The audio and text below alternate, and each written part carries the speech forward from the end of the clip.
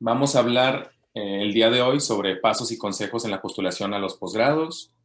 Les decíamos al inicio que vamos a hablar sobre becas y formas de financiamiento también. Esta parte creemos que es como de la más rica de la presentación porque van a poder escuchar de viva voz de gente que pasó estos procesos, tanto para las universidades como para las becas. Cuáles fueron los pasos, qué obstáculos encontraron, cómo lo resolvieron, quién les ayudó, qué preguntas hicieron, con quién. Entonces tenemos testimonios tanto de Oxford como de Harvard, tanto de doctorado como maestría. Sabemos que les van a ser de mucha utilidad.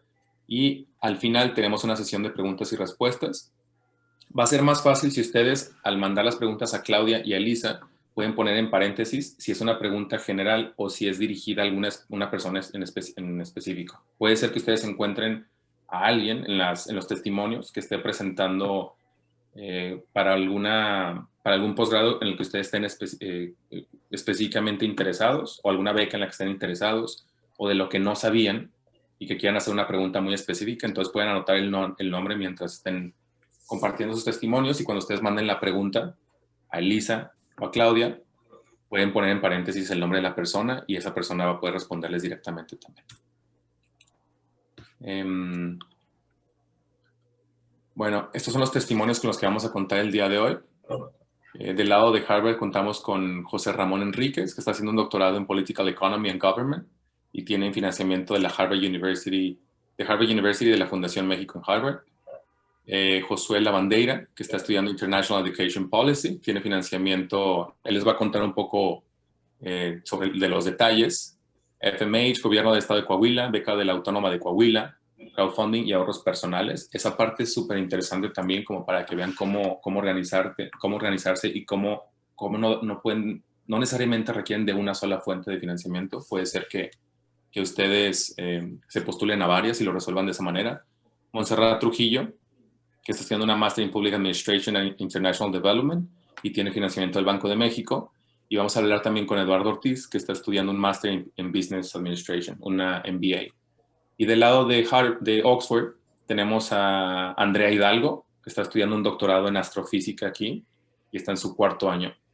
Tiene varios tipos de beca. Ella les va a contar los detalles, no voy a meter a los detalles justo ahorita, pero es un tema muy interesante porque ella logró también articular varias fuentes de financiamiento para hacerlo funcionar. Y son de esas estrategias y experiencias que queremos compartirles. Va a estar también Santiago, que nos va a hablar, bueno, está estudiando un doctorado en Experimental Psychology, tiene una beca de la Universidad de Guadalajara. Elisa, quien ya se presentó con ustedes, a quien le van a estar mandando también los mensajes, está estudiando un doctorado en zoología. Déjenles cuento que además está en Zimbabue justo ahora, haciendo una investigación. Entonces nos toca recibir imágenes de ella persiguiendo a perros salvajes y descubriendo especies y una cosa súper interesante. Tiene becas de CONACYT y también institucionales de la Universidad de Guadalajara.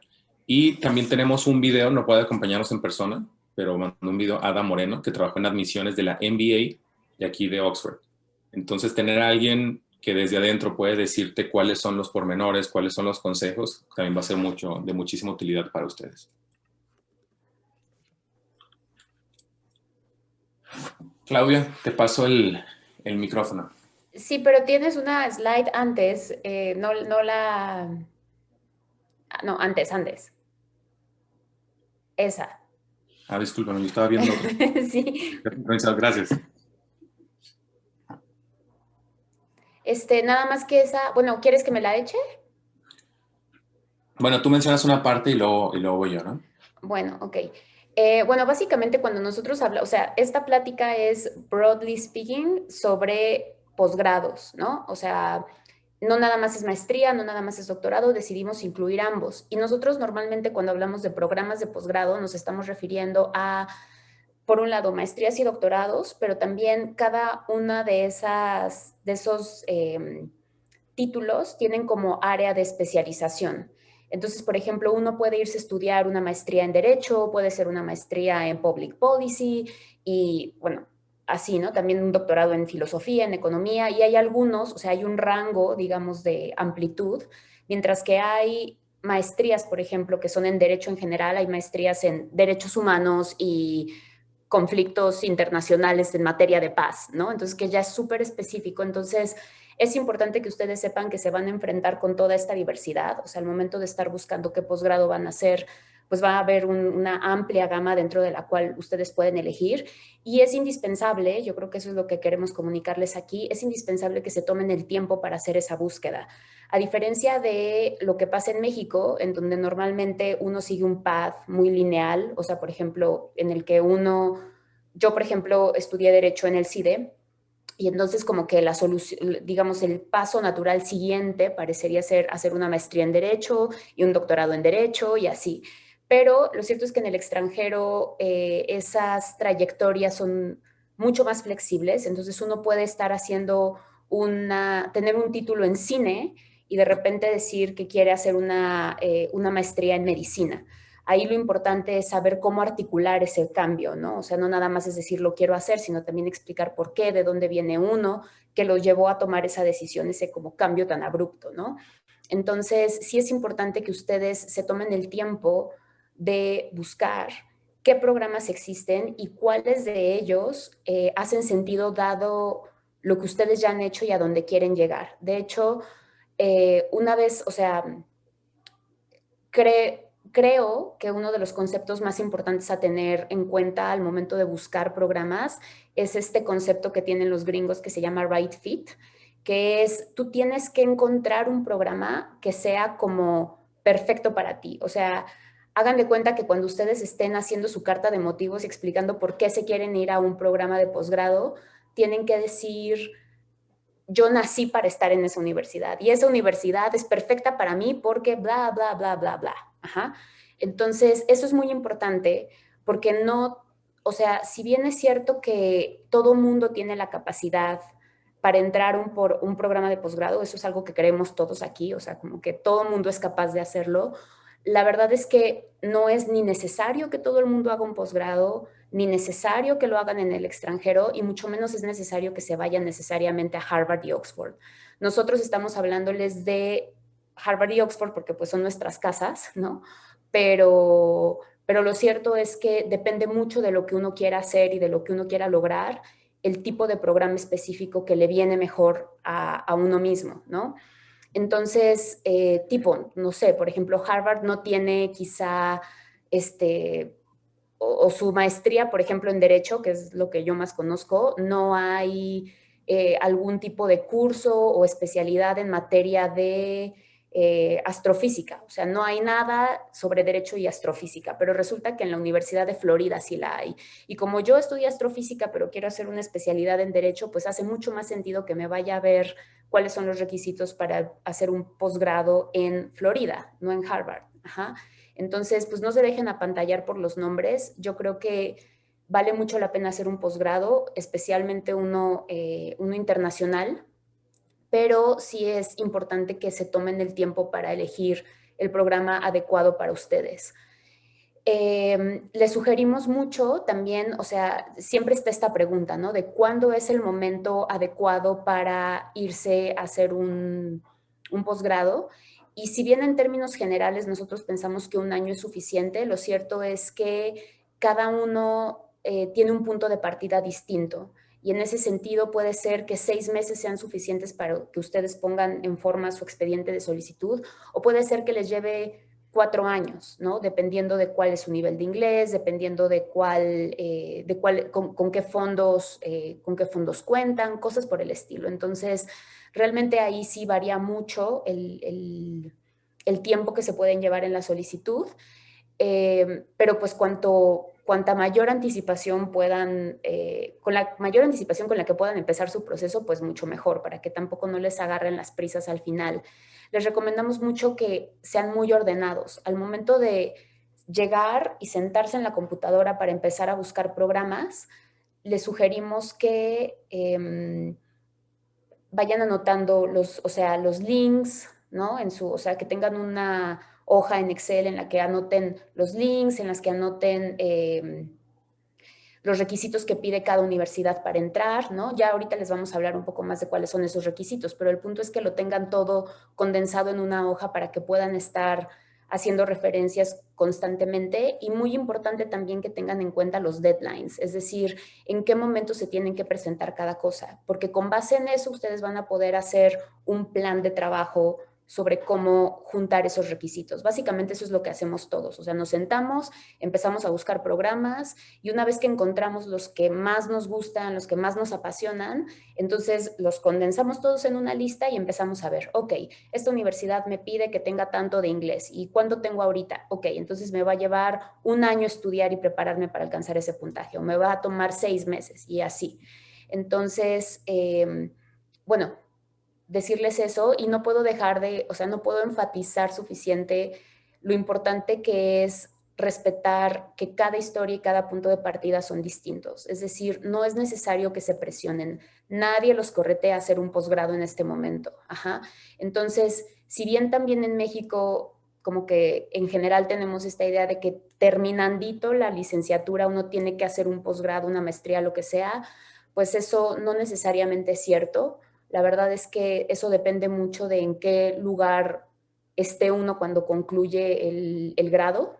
Y, y pues nada, les decía, ¿no? El posgrado en el extranjero no es una obligación para nadie. Creo que hace sentido un posgrado en el extranjero cuando el objetivo de su carrera es internacionalizarse.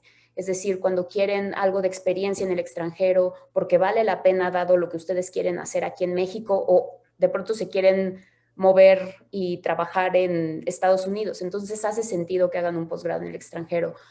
Pero si no, de pronto ustedes tendrían que darle una repensada, ¿no? O sea, como por qué realmente quieren hacer, o sea, por qué quieren emprender este proceso. Listo, Miguel. Muy bien, déjame hacer un par de comentarios porque, bueno, me encanta cómo lo planteas y sobre todo cómo resaltas este concepto del right fit. Y quiero contarles un poquito de mi experiencia también porque pasé por un proceso en el que yo mismo me cuestionaba como, ¿por qué he estado en tantas áreas? ¿Por qué quería ser profesor? Fui profesor, trabajé en gobierno federal y luego resulta que ya no estaba tan contento, me fui a ONGs, me encantó lo que hice allí y luego quería explorar también lo privado, etcétera. Entonces, ¿está bien o está mal? ¿Me sirve para postularme? ¿Es una desventaja? ¿Qué sucede? Entonces, lo que dices es súper interesante porque de lo que me di cuenta en mi proceso era que efectivamente existían programas para gente que era como yo, que de alguna manera había estado en varias esferas y que hasta tenía nombre y le dicen generalistas. O sea, hay gente que se quiere especializar en temas y hay otras que han estado en diferentes esferas y resulta que ambas son muy útiles. Porque hay gente que puede ser muy, muy buena en el tema de diseño, pero hay gente que puede tener capacidades, por ejemplo, hablando de políticas públicas para la implementación, para las alianzas, para la negociación. Entonces, como que estar consciente de que, y también como tú lo decías, no hay como escalones específicos o desbloqueos de escenas en la vida en la que uno tenga que ir pasando específicamente. Eso es súper importante. Por ejemplo, yo estoy estudiando una segunda maestría y para mí hace muchísimo sentido porque yo quería tener experiencia en el tema de implementación y había estudiado antes algo en la UNAM que tenía que ver con el tema de investigación. Entonces sabía que tenía como capacidades para diseño, andaba en temas de consultoría también, pero sentía que faltaba una parte como de cómo jalo más aliados y cómo hago para poder frasear o generar narrativas que puedan involucrar a más personas y convencerlas de que las cosas sucedan, más allá de identificar los problemas y ser capaz de diseñar una política. Entonces, en mi cabeza tenía mucho sentido. Tengo compañeras que, por ejemplo, estudiaron un doctorado y ahora están estudiando una maestría porque hay un tema muy específico que les interesa desarrollar. Entonces, lo que dices esto de que cada historia y cada punto de partida son distintos, creo que es valiosísimo. Eso incluye no solamente los temas, sino los momentos en los que lo hagan. En mi caso, por ejemplo, pasaron 5 años entre la primera maestría que hice y la que estoy haciendo justo ahora. Y llega en el momento en el que sentía que era en el que lo necesitaba y tenía muy identificadas las necesidades que iba a satisfacer haciendo la maestría y también las capacidades que tenía en este momento para poder postularme. Entonces, igual tú haces hincapié en temas específicos, por ejemplo, el nivel de inglés. Entonces, es importante que sepan que hay muchos factores que hay que resolver. No los vean todos al mismo tiempo, por favor, porque puede ser abrumador. Vayan viendo como temas en los que tienen que trabajar, vean las páginas, vean los programas, vayan metiéndose en los contenidos que hay dentro de los programas, vean si hay cosas que ustedes tienen que resolver. Si llega, por ejemplo, que tal programa es el que les gusta más, pero requiere de un mayor nivel de inglés, así como les decía Claudia, hay que ponerse a trabajar en eso. Y un tip súper sencillo es que Yo presenté el IELTS, por ejemplo, para el inglés, y me di cuenta que cuando lo pagabas, para poner la fecha en la que tienes que presentarlo, se desbloqueaban también como cursos que podías tomar en línea de IELTS, y resulta que lo que podías tomar en línea allí era básicamente lo que iba a estar más adelante en el examen. Entonces, eso yo no lo sabía hasta que entré al examen y lo pagué para poder, les digo, reservar la fecha. Pero son de esas cosas que ustedes tienen que tener en cuenta. O sea, no tienen que resolver todo ustedes. Pueden buscar cursos en sus universidades, tal vez vale la pena tomar un curso online, privado, o puede ser que al mismo tiempo, como les decía ahorita, a la hora de pagar la reservación del examen, haya oportunidades allí. Me contaba también Claudia que ya presentaste el TOEFL, me dijiste, ¿no? Y también la guía fue de utilidad. Sí, la guía oficial. Ok, entonces vean que no tienen que resolver a todos ustedes, o sea, empezar el proceso va disipando las dudas. Entonces, sin prisas, sin presiones, sean ordenados, como dice Claudia, trabajen un poco en este documento de poner los links, las fechas, etcétera, y es una muy buena forma de volver al punto donde se quedaron revisando sin tener que buscar todo en las páginas. Ustedes van teniendo como un avance allí, con las fechas muy claras sobre cuándo es cada cosa, porque además las fechas de las postulaciones en las universidades son distintas y las fechas para las becas también. Entonces es importantísimo saber que las cosas están siendo de forma simultánea y que ustedes tengan orden allí y claridad mental para que no se les vaya a pasar absolutamente nada de eso. Eso ayuda muchísimo, que no tengan que recordarlo, que lo tengan de forma visual organizado. Claudia, ¿nos quieres contar un poquito más del proceso en Harvard? Pues en realidad, o sea, yo creo que esto es, como les decía, o sea, nosotros les vamos a hablar de Harvard y Oxford simplemente porque es de donde, o sea, nosotros tenemos mayor experiencia, pero en realidad yo creo que esto aplica para todas las universidades en el extranjero a las que quieran hacer una solicitud. Ustedes se van a sentar en su computadora y básicamente es como si se estuvieran enfrentando a la hoja en blanco. Supongamos que no tienen idea de por dónde empezar. Entonces, lo primero que se tienen que preguntar es si ustedes quieren hacer una maestría o un doctorado. Los doctorados obviamente son para gente que quiere orientarse más hacia la investigación o que tiene una pregunta muy específica de interés académico que quieran resolver. Ajá. Entonces, ustedes se tienen que preguntar eso, primero, si es maestría o doctorado lo que les interesa, o podría ser una mezcla de ambas, podría ser que haya ciertos programas de maestría que sean súper sexys para ustedes y otros de doctorado, y está bien si aplican a ambos. Ahora, paréntesis, yo les sugiero aplicar para sacar el mayor provecho de su solicitud, alrededor de 5 posgrados por ronda de solicitudes. Es decir, si eligen menos, puede ser que no estén maximizando sus posibilidades de ser admitidos. Y si eligen más, es posible que se les salga de control la cosa, porque son muchos requisitos que cubrir. Entonces, yo creo que 5 es un muy buen número. Y es necesario que se pregunten, ¿podrían silenciar ese micrófono, please? ¿Quién es? Noé Deita. Por favor, gracias, gracias. Bueno, entonces les decía, ustedes van a empezar, o sea, como tipo o sea, van a empezar el proceso para ver qué posgrados quieren, se preguntan maestría, doctorado, luego tendrían que preguntarse si es necesario que lo hagan, o sea, por qué les interesa hacerlo y si realmente hace sentido pensándolo como una inversión. Les decía que si buscan internacionalizarse, pues hace sentido que hagan un posgrado en el extranjero. Internacionalizarse implica ya sea que ustedes quieran migrar a trabajar en otro país o que regresen pero quieran como que traer herramientas o networks de otros países aquí a México. Entonces, bueno, todo eso. Y posteriormente se van a ir a páginas como las que estamos poniendo aquí, ¿no? En este caso sería, bueno, la de Fundación México en Harvard tiene un link directo hacia los distintos programas que ofrece Harvard, pero también el website de Harvard habla sobre cuáles son las distintas escuelas, digamos el equivalente a las facultades aquí en la UNAM, cuáles son las distintas escuelas y qué programa ofrece cada uno, ¿no? Entonces está la escuela de ingeniería, está la de derecho, está la de salud pública, está la de medicina, y entonces ustedes ahí pueden empezar a ver qué programas tiene, o sea, cuál es la oferta de programas de cada universidad. Siguiente slide, por favor.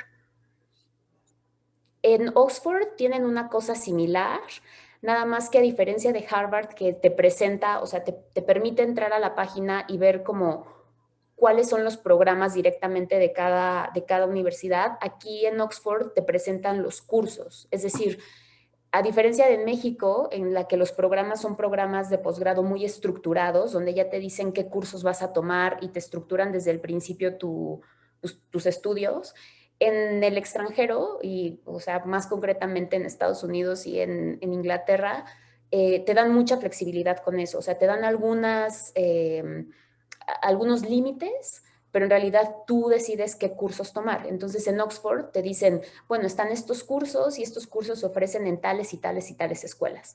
Entonces esa es como la diferencia. En Oxford, que son, o sea, super pilas, también tienen una guía que le enseña a la gente que está aspirando a meterse a alguno de sus programas cómo hacer la solicitud, ¿no? Entonces es The Application Guide y está ahí también en el link. Que yo sepa, en Harvard solamente hay algo así para el MBA, o sea, para cuando quieres hacer una maestría en negocios. Me parece que no hay nada similar en otras escuelas, pero eso no significa que sus páginas no sean intuitivas, chavos. O sea, en realidad uno se puede dar una idea de qué es lo que están esperando en un candidato si hace una búsqueda exhaustiva dentro de sus páginas. Entonces, pues eso sería todo. Miguel, ¿quieres abonar algo? No, eso, nada más échele un ojo al Application Guide de Oxford, creo que les va a servir también, así como dice Claudia, los procesos son intuitivos, pero tener en la cabeza como una especie de orden de lo que pide esta universidad, estoy seguro que les puede servir para cualquier otra. Entonces, si aquí hay una guía que ustedes puedan revisar, échenle un ojito, ese es como un consejo que a mí me dieron antes de postularme y fue fundamental, pero sé que le ha ayudado también a amigos en otras universidades. Entonces, esta presentación se las vamos a compartir a todos los que se inscribieron y al final van a estar aquí los links en el chat. Entonces, les decíamos, no se estresen ahorita como por tomar nota de todo. Las cosas que sean interesantes, pero no pierdan mucho tiempo en eso, toda la información la van a tener disponible. ¿Sale? Ahora sí, nos vamos a meter en los detallitos sobre lo que tuvimos que hacer nosotros para el momento de la postulación. Entonces vamos no solamente a describirlo, sino a aprovechar el punto para darles un poco de consejos. ¿Quieres empezar esto o quieres que le empiece yo, Claudia? No, empieza. Bueno, lo primero es decirles que todas las universidades van a tener algo que decidimos aquí llamar, entre paréntesis, portal de postulación. Significa que ustedes van a entrar a la universidad, van a buscar el curso, van a ver cuál está abierto, van a hacer una cuenta y se va a abrir una especie de perfil que ustedes van a ir llenando poco a poco. Esto formalmente se llama formato de solicitud. Significa que ustedes van dando sus datos personales, dónde viven, de dónde son, qué han estudiado hasta ahora, y eventualmente van subiendo documentos para aprobarlo. Por ejemplo, no me voy a adelantar ahorita los detalles, pero les van a pedir que suban el título con ciertas características, que nominen a personas que les van a dar cartas de recomendación, etcétera. Entonces, lo importante es saber que el proceso en un solo lugar no lo tienen que hacer en una sola vez. Ustedes van a crear una cuenta y se va guardando. Entonces, pueden irlo haciendo poco a poco. Pero es importante que tengan muy claros los tiempos, porque si la carta de recomendación va a tardar semanas o meses en que se las den a ustedes, ustedes tienen que haber hecho la solicitud a través del portal teniendo eso en consideración. Entonces, sepan que va a empezar en un portal de postulación en las universidades. Ok, el segundo requisito, o sea, bueno, todos estos son requisitos que, como les decíamos, piden la mayoría de las universidades para prácticamente la mayoría de los programas. Entonces, por eso es que nos estamos deteniendo en ellos, ajá, pero ustedes tienen que tener la capacidad de encontrar como todas las indicaciones detalladas, pormenores que les dan en las páginas de la universidad. Es súper importante que cumplan con las instrucciones, porque literal si se les va un documento mal o lo que sea, por eso les pueden rechazar una solicitud. Ajá, entonces, tienen que ver con mucho cuidado qué es lo que les están pidiendo y nada más tomen esta presentación como un bosquejo muy general, ¿ok? Esto se los comento porque, bueno, como que uno de los elementos importantes dentro de las aplicaciones en general son los ensayos que les piden. Estos ensayos pueden tener distintos nombres porque puede ser que les pidan una diferencia de énfasis. Entonces, por ejemplo, hay algunos ensayos que les llaman personal statements, que sería como carta de motivos, statement of purpose, que es como declaración de objetivos, leadership essays, que son ensayos sobre liderazgo, y bueno, hay otros ensayos, pero nosotros vamos a hablar como de estos tres que son los más generales. Básicamente, o sea, como, sí, muy grosso modo, estos ensayos son como que la parte central de una solicitud porque les permite distinguirse de todos los demás candidatos, mientras que el TOEFL o el GRE son así como benchmarks que ustedes tienen que llenar, ¿no? O sea, les piden 110 puntos y 110 puntos, o si no no los admiten. Digamos que aquí ustedes tienen la oportunidad de presentarse ustedes como candidatos únicos. Entonces, pues es un documento sumamente importante, ¿no? Todos estos ensayos que les platicaba, el Personal Statement, Statement of Purpose, Leadership Essay, hablan de quiénes son ustedes y qué es lo que quieren, por qué están buscando hacer este posgrado y no otro. Y no son exactamente ensayos académicos, no tienen notas al pie, citas, no, no, no. Y tampoco son su currículum vitae hecho prosa. O sea, lo que son ensayos un poquito más literarios, ¿no? Donde ustedes cuentan una historia de dónde estuvieron, dónde están ahorita y a dónde quieren llegar. Entonces, el personal statement en particular, pues ustedes tienen que decir como qué es lo que los motiva, o sea, cuál es la causa o propósito digo, eso se tiene que trabajar, o sea, no crean que es así como evidente, ¿no? O sea, tienen que hacer un poquito de reflexión para identificar cuáles son los valores o cuáles son las causas que han impulsado su trayectoria profesional y por qué eso los está llevando a hacer una solicitud en un programa de posgrado particular, ¿ok? El Statement of Purpose es similar, nada más que ahí tienen que enfatizar mucho hacia dónde quieren ir. O sea, mientras que el Personal Statement es un poco más retrospectivo, el Statement of Purpose es un poco más prospectivo. Y el Leadership Essay, de nuevo, es igual como un poco literario, con la diferencia de que enfatiza momentos en donde ustedes hayan desplegado liderazgo, ¿no? Entonces, si ustedes emprendieron un negocio o algo así, pues eso es lo que tienen que decir en ese momento. Y bueno, otros ensayos tienen sus propias reglas. De nuevo, les digo que es necesario que ustedes vean en las páginas qué es lo que les están preguntando, qué es lo que les están pidiendo. Leer las instrucciones súper bien para tener entonces un panorama mucho más específico de qué es lo que está buscando la universidad. ¿Miguel? Sí, thank you. Oigan, algo que tienen que tener muy claro también es que todos los requisitos van a estar completamente descritos al momento de postularse. Entonces, si alguno pide un leadership essay y pide también un personal statement, va a decir específicamente qué espera de ustedes allí, como los mínimos que hay que cubrir allí. No conozco de un proceso de postulación en el que simplemente te pidan algo y lo dejan así de abierto. O sea, en realidad es como te piden tal cuestión y viene una descripción sobre lo que conlleva. Lo mismo para el siguiente punto, el writing sample. Se refiere a que ustedes puedan demostrar que tienen experiencia en investigación. No tiene que ser algo publicado. Es más, puede ser que lo hayan ustedes hecho en español y que ustedes hagan una traducción, que hagan una síntesis, que lo presenten allí. Lo que quieren saber es que ustedes tienen capacidades para abordar temas, para analizarlos, para llegar a conclusiones. Generalmente va a haber también una descripción específica sobre lo que se espera de ustedes allí. Entonces, en mi caso era mi investigación de la maestría que había hecho antes en la UNAM. Lo que hice fue una especie de resumen. Traté de ser sintético, pero muy concreto y llegar a las cosas que quería demostrar y que eran mis aportaciones. Entonces, eso fue lo que entregué. También puede ser que ustedes decidan analizar un tema específico. Hay programas que son generales. Por ejemplo, el que estoy haciendo yo en Oxford de Políticas Públicas no es de investigación, pero te piden que tengas un background en el que ya hayas investigado algo. Entonces puede ser algo que hayan hecho en el pasado, pero también puede ser que haya un tema específico que les interese en ese momento para el programa que están postulando y que ustedes hagan una especie de ensayo académico que les vaya a servir en ese momento para la postulación. Entonces, puede ser algo que hayan hecho antes, que haya estado en inglés, puede ser algo que haya estado en español y que ustedes traduzcan y del que hagan una especie de compilación y de síntesis, o puede ser que sea algo que ustedes desarrollaron en ese momento específicamente para la postulación porque hay un tema específico en este programa que les llama la atención o que les interesa trabajar con algún investigador o investigadora de este programa. Entonces, así de amplio, hay oportunidades ahí con las que ustedes pueden jugar. Claudia. Ok, respecto del... Ya estamos en currículum, ¿verdad? En transcripts. En transcripts, perdón, es que ando resolviendo preguntas también online. Ya.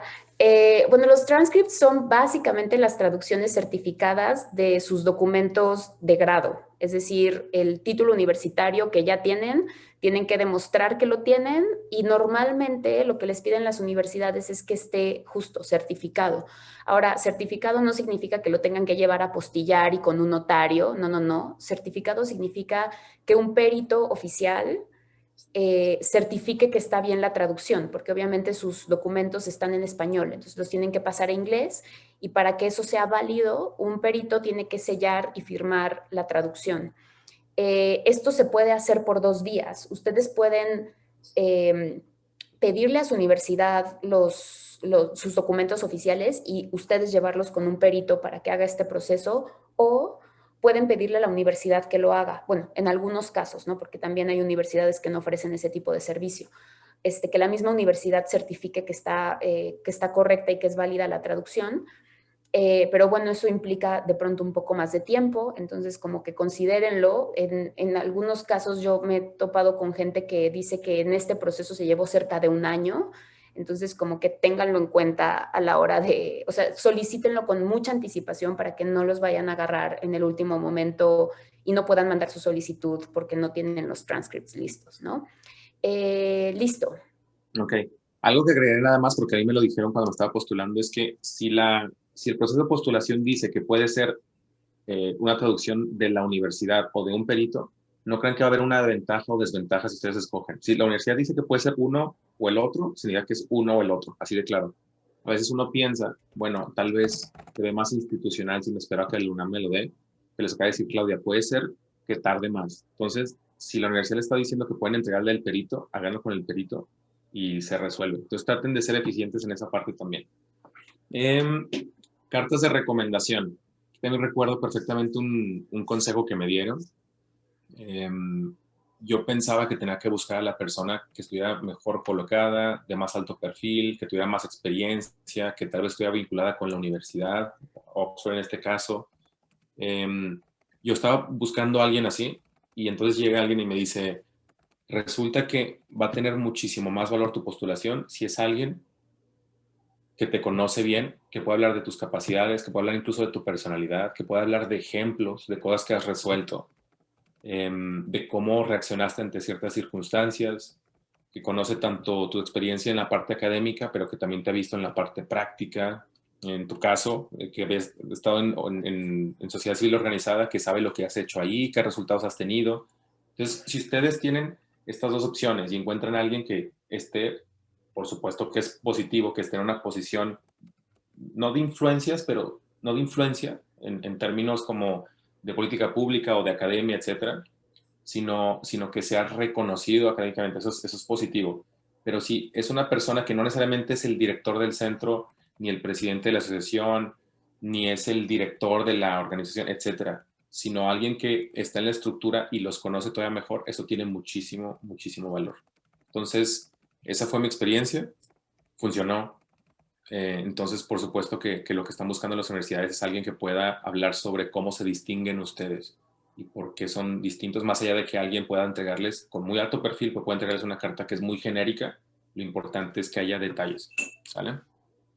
Sí, o sea, también decirles que la mera verdad es que en otros países no tienen ni idea de quiénes son las cacas grandes en México, o sea, no les importa. Y por lo tanto, o sea, que ustedes pongan el nombre más apantallador, pues la verdad es que no tiene mucho valor, ¿no? Entonces váyanse con esa confianza, importa más que sea gente que los conozca. Ahora, respecto del CV o resumen, bueno, el resumen no son términos intercambiables. Normalmente el resumen se refiere a que es tu CV, pero mucho más estratégico, o sea, como diseñado para cierto tipo de cosas. O sea, si vas a aplicar a un financiamiento, si vas a aplicar a un posgrado, cuando tu CV está estratégicamente dirigido a solicitar, entonces le dicen resumen. A diferencia de lo que hacemos en México, de poner nuestra fotito en los CVs y hacerlos larguísimos, extensos, porque queremos así lucir como las personas más productivas del mundo, en el extranjero la verdad es que eso no es tan valorado. Les sugerimos nosotros mandar un CV que no tenga foto, por un tema de pues, evitar como biases a la hora de que vean sesgos, perdón, evitar sesgos a la hora de que vean sus documentos. Tienen que ser documentos cortos, de 1 a 2 páginas máximo. Tienen que ser temáticos, es decir, tienen ustedes que estructurar las actividades que han hecho en bloques. O sea, qué es docencia, qué es voluntariado, cuál es su experiencia académica, cuál es su experiencia profesional.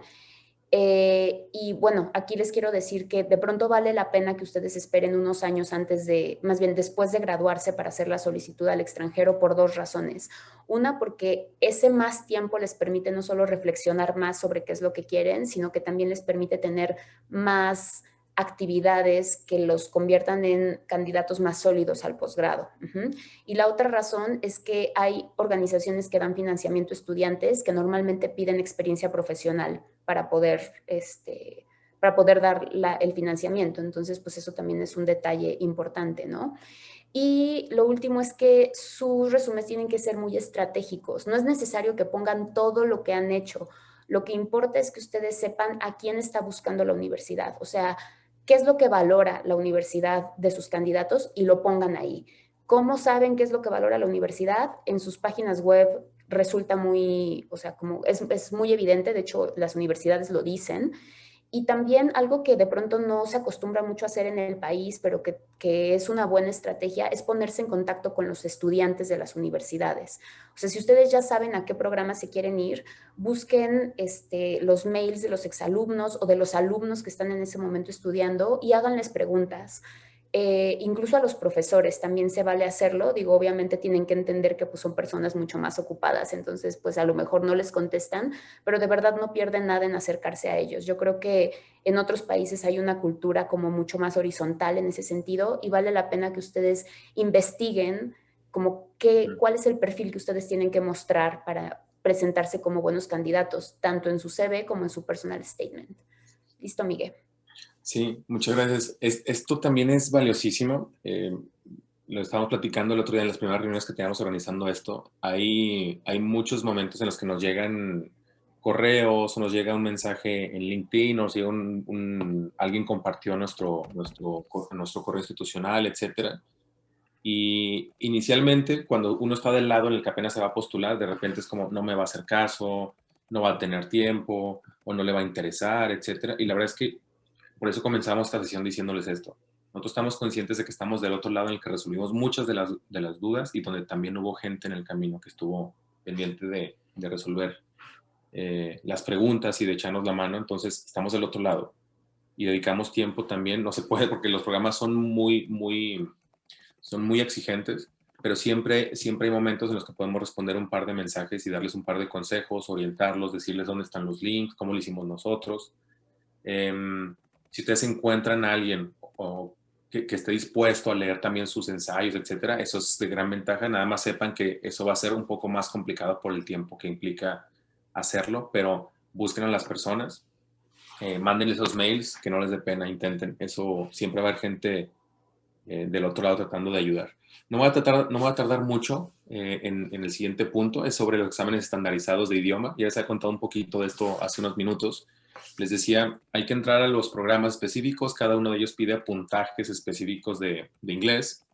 Les habíamos dicho también que cuando hacen la reservación de la fecha para hacer el examen, ustedes la escogen.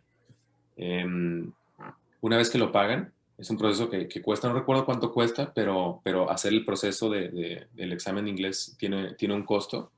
Viene también con un programa que ustedes pueden tomar en línea y donde pueden mejorar sus capacidades. Entonces, ahí hay oportunidades, revisen lo que hay en sus universidades, revisen cursos en línea. Sé que también tenía amigos allí, Santander tiene un programa de becas online para inglés, chequen todo eso, revísenlo, pero empiecen con el puntaje que les piden y con los programas que se les pueden soltar una vez que hacen la reservación. Eso sería como lo ideal. Ok, ahora ya vamos a terminar. Los exámenes estandarizados son el GRE o el GMAT. Son básicamente exámenes de conocimientos generales, o sea, sus habilidades matemáticas y sus habilidades verbales. El costo es de alrededor de $200 de cada uno de estos exámenes y lo que es verdad es que estos exámenes miden más bien su capacidad para presentar los exámenes. Entonces es importante que ustedes se habitúen al examen para poder tener un buen puntaje y eso implica repetir, repetir, repetir, repetir. Ya sea con exámenes de simulación o pues, yendo a tomar el examen, ¿no? Aunque eso es un poquito más costoso. Les recomiendo para estudiar para esos exámenes la guía oficial, de nuevo, y también hay una app que se llama Magoosh, que en experiencia de mis amigos ha sido como súper útil para estudiar para estos exámenes. Y bueno, nada más decirles que no todos los programas de posgrado lo piden. En realidad, era un requisito que pedían sobre todo en Estados Unidos. Creo que cada vez lo piden menos, o sea, son menos programas los que lo piden, entonces tengan, o sea, chequen bien si es necesario que ustedes lo presenten, porque pues no solo es un varo, sino que aparte es tiempo que ustedes tienen que invertir en prepararse para ese examen y es tiempo valioso que podrían ocupar en otras cosas. Entonces, no lo presenten nada más porque sí, o sea, asegúrense de que se los piden y que es indispensable y pues traten de sacar el mayor provecho. De pronto hay muy buenos programas para lo que ustedes quieren estudiar en el que no lo piden y pues más fácil, ¿no? Entonces, listo. Muy bien, oigan, y una vez más, exactamente como decía Claudia, si el programa dice que lo puedes poner o no, no piensen que les va a dar más puntos ponerlo. O sea, significa que ustedes no lo mandan, lo demás es suficiente para que ustedes puedan ser evaluados en términos de perfil y lo que han hecho antes. Entonces, enfoque sus energías en lo que ustedes ya han hecho, en los otros procesos de las cartas de recomendación, el CV, los transcripts que también llevan tiempo.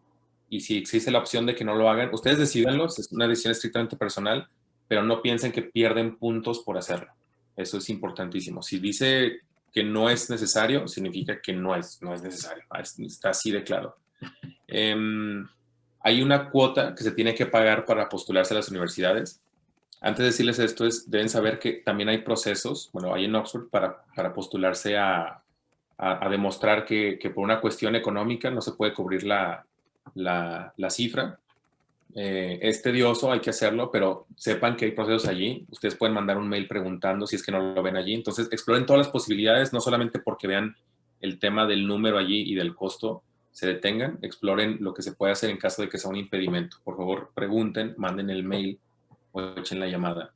En el caso de Harvard oscila entre los 85 y los $105, y en el caso de Oxford oscila también entre las 75 libras, que son como unos 1,500 pesos, 1,600 pesos. Entonces, es algo que sí se puede evitar a través de este proceso y si lo necesitan, pues vale la pena que lo exploren. Ok, y ya por último, pues mencionarles que para las personas que están interesadas en el área de diseño, normalmente les piden un portafolio. Y pues el portafolio es básicamente este documento en PDF en donde ustedes condensan todo su trabajo y es un documento muy curado en el sentido de que tienen que hacer, de nuevo, que sea estratégico, o sea, que coincida con la narrativa que ustedes están diciendo en su personal statement. Si ustedes están diciendo que les encanta el urbanismo, obviamente en su portafolio no van a poner sillas, ¿no? O sea, lo que van a tratar de hacer es, si tienen experiencia en el área de diseño urbano, pues entonces poner landscapes y cosas así que sean un poco más congruentes con lo que ustedes, con el perfil que están presentando. De nuevo, esto solamente lo piden para el área de diseño. Yo creo que es más o menos el equivalente a un grading sample, del cual ya habló Miguel, pero pues gráfico, ¿no? Entonces, pues ya, esos serían básicamente los requisitos. La siguiente slide, ¿cuál es, Miguel? No, aquí vamos a dejar de compartir pantalla. Vamos a dar la palabra a Pati Villarreal para que nos cuente un poco de formas de financiamiento. Como saben, hicimos hasta ahorita un recorrido general sobre el proceso de postulación y les van a hablar ahora del proceso de postulación, pero a becas y fuentes de financiamiento. Y luego llega la parte de conocer testimonios. Entonces, no hablo más en esta parte. Muchísimas gracias, Claudia. Y le damos la palabra a Pati. Muchas gracias, Miguel y Claudia, y gracias a todos los organizadores. Qué gusto que haya tanta gente interesada en el tema. Como mencionaba Miguel al inicio, mi nombre es Patricia Villarreal y yo soy la directora ejecutiva de la Fundación México en Harvard. Esta es una fundación que se creó en 1989 por 7 mexicanos egresados principalmente del programa del MBA de Harvard, con el simple propósito de proporcionar fondos para estudiantes mexicanos que fueran aceptados a programas de posgrado en la Universidad de Harvard. Los apoyos que nosotros damos son en forma de beca y de préstamo, Y hay diferentes criterios que se utilizan para definir cómo se dan estos apoyos. Les menciono los principales, que son el mérito académico previo del estudiante, la necesidad económica del estudiante, la claridad del propósito de la maestría con la carrera y la probabilidad de que regresen posteriormente a trabajar a México. La manera como funcionamos es que una vez que son admitidos al programa de posgrado en Harvard, entonces solicitan en línea apoyo con la fundación. Antes de eso no recibimos solicitudes. Esto es importante porque luego la gente nos contacta y quiere empezar el proceso, pero no lo hacemos hasta que ya fueron aceptados a la Universidad de Harvard. Como para darles un promedio, la fundación da aproximadamente entre 10 y 25 mil dólares por año por estudiante. ¿Qué significa? Que si su programa dura más de un año, en el caso, por ejemplo, de una maestría de 2 años, recibirían entre 10 y 25 mil dólares por año, o sea, un total de 20 mil o hasta 50 mil dólares para su programa de maestría. Y lo que sí pedimos es que regresen después de que concluya su programa a México por un periodo de 2 años continuos. Y esto lo tienen que hacer máximo después de 2 años de haber terminado la maestría. O sea, digamos, si su maestría concluye en el 2000, digamos que concluye en el 2020, entonces, a partir del verano del 2022, tendrían que regresar a México y vivir y trabajar ahí por un periodo continuo de 2 años. ¿Qué es lo que pasa si no regresan a México? Bueno, como les mencionaba, damos apoyos en forma de beca y de préstamo. Si les dimos una beca, entonces se convierte en un préstamo, y si les dimos un préstamo, se convierte en un préstamo pagadero en un plazo más corto y con una tasa de interés más alta.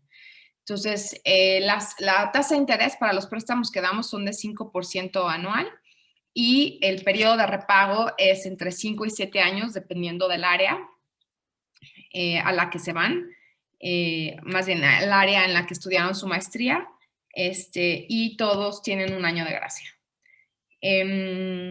Ahora, aparte de esto, la fundación organiza sesiones de información con las diferentes escuelas de posgrado en Harvard. Entonces, pueden seguirnos en redes sociales para saber cuándo se llevan a cabo esas sesiones de información. Este año las hicimos de manera virtual, normalmente son de manera presencial, pero también hacemos unas virtuales, y ahí pueden platicar directamente con los directores de admisiones de las diferentes escuelas de posgrado de Harvard.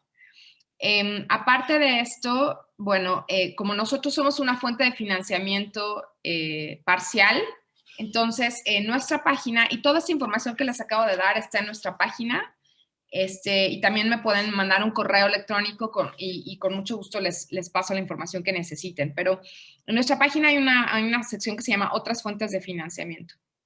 Entonces, lo que nosotros siempre les decimos a los estudiantes es: soliciten a todas las fuentes de financiamiento que hay en el mercado, porque lo mejor que les pueda pasar es que al final ustedes escojan y declinen fuentes que no les hagan falta, y lo peor es que al final les falten 20 mil dólares y no se puedan ir, ¿no? Entonces, nosotros tenemos esta sección en donde vienen diferentes fuentes. Aquí les voy a mencionar algunas. Lo principal es siempre pedirle a la misma institución a la que está solicitando el programa, en este caso a Harvard o a Oxford, pero obviamente esto aplica para cualquier institución a la que ustedes vayan a solicitar. Siempre, siempre, siempre, y fíjense de las fechas, porque varían. Algunas tienes que solicitar al mismo tiempo de que mandas tu solicitud de admisión, en otras es posterior a que recibes la aceptación o en el inter, cualquiera de esos dos. Y otras fuentes que les puedo mencionar que existen en México son FUNED, que dan préstamos. FIDER es el préstamo de Banxico, que es el más noble que está en el mercado. Este siempre les decimos a los estudiantes que lo pidan porque tiene una tasa de interés bajísima. Está también CONACYT, que aunque este año estuvo súper enfocado al área de salud, también tienen otras convocatorias como CONACYT FINBA, CONACYT FONCA y CONACYT Regional, y en esas cubren otras áreas que no cubre, como la convocatoria general de CONACYT. Está también la beca complemento CEP. Esta beca te cubre, solo la puedes solicitar ya que tienes cubierta el 80% del costo de tu programa. Hay otra fundación que se llama Fundación Brockman, que te da aproximadamente entre 18 y 20 mil dólares al año. Está la beca Marceno Zambrano o CEMEX, que esta es una beca completa para colegiatura y 25 mil dólares para manutención, pero solo dan una beca al año, normalmente es para gente que está en el programa de arquitectura. También está la Fundación Jumex, que te da aproximadamente 200 mil pesos. El Banco Interamericano de Desarrollo tiene un programa que se llama Japan IDB Scholarship, que es una beca.